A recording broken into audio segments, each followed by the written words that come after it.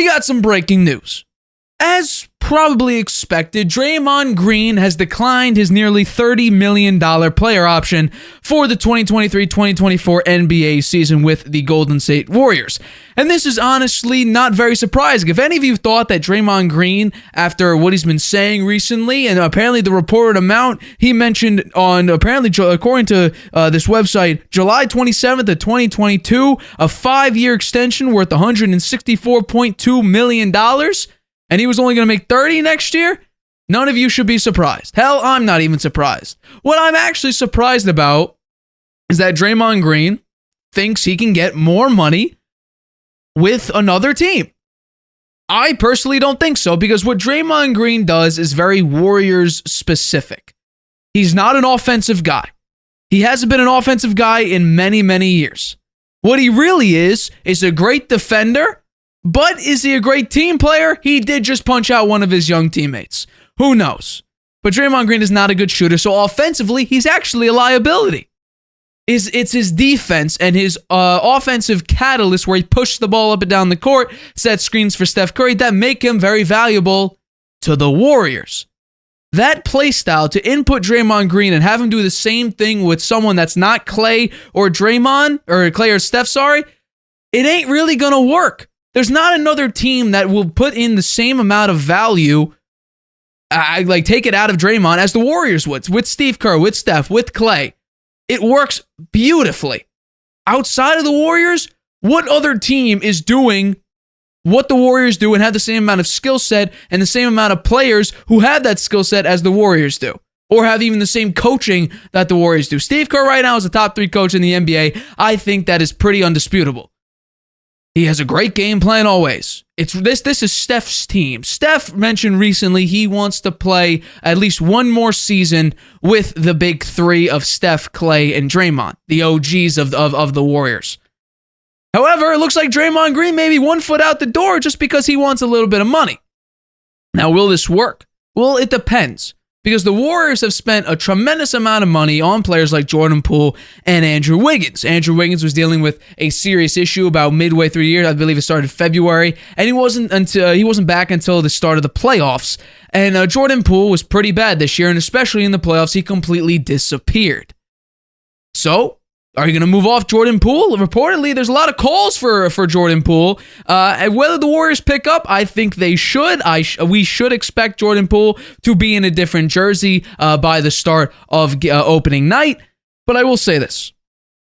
I don't think Draymond Green could actually leave the Warriors. I think they're going to get it done. Draymond Green already said he wants to retire as a Warrior, so I do not expect him to leave the Warriors anytime soon. Because what he does is a perfect situation for what the Warriors need. They need some guy to push up the offense, get Curry, get Clay in their positions, set screens for Curry so Curry can make the 3 off the screen.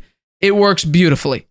It is a harmonious relationship that outside of the Warriors, Draymond Green's value, I don't see it. And I could be wrong, but I really don't think so. And if we're talking about teams that need defense, the Dallas Mavericks, they need defense. Would it work with Luka? Or even if they bring back Kyrie? No, it wouldn't work like that. 1 sec. Because what the Warriors do is very, very unique. The Warriors play a very, very high IQ offense that honestly most players can't handle. Look at James Wiseman, a young player. He didn't really work, so they got rid of him, and he actually performed pretty well. Now, Jordan Poole, it looked like he was supposed to be the third splash brother, the guy to fill in when Curry or Clay retires or leaves. He didn't really turn out that great this year. Now, he was pretty good when Curry left, but as soon as Curry came back from being hurt, and especially in the playoffs, he crumbled. Could we see him be moved? I still think there's value, so you could trade him. Draymond Green, though, asking for $164.2 million over 5 years, in my mind, is pushing it a little bit. But that's me. I do fully expect the Warriors to figure out something, some long-term deal. I don't expect him to get the full $164.2 million, but I expect him to get maybe $130, $140, maybe over 5 years. Because honestly, Draymond Green does one thing and one thing great, and that's defense. Outside of that, He's pretty good to terrible, especially shooting-wise. Offensively, he could really only set screens and push the ball up the court. He's not an elite passer. He's not nowhere near an elite shooter. He's just okay on offense. Defense, that's where he shines. Outside of that, he's not really all that great. We see multiple times where Draymond Green shoots the three and everyone expects it to miss because guess what? 70% of the time, it does miss. So, Draymond Green declining his $27.5 million player option, I don't think is the brightest because that puts a lot of things into jeopardy. And it's very, very funny and strange all together that the GM of the Warriors, Bob Myers, decided to step away and allow someone new to come in to then fill in that GM spot, probably because you're going to have to deal with the Clay situation of whether, to keep him, to trade him, a Draymond Green situation who would have most likely declined his player option, which he did today, and Curry wanting to bring them all back, but your best option may be to get size and move off some of those players.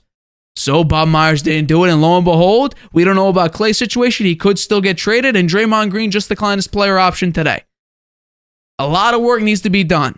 We have moves like the one I'm about to talk about next, which is the Suns. They just decided to, let's get a new guy to replace Chris Paul. Let's get off Chris Paul. And lo and behold, look, they're making moves. The Lakers could be making moves. Portland could be making moves.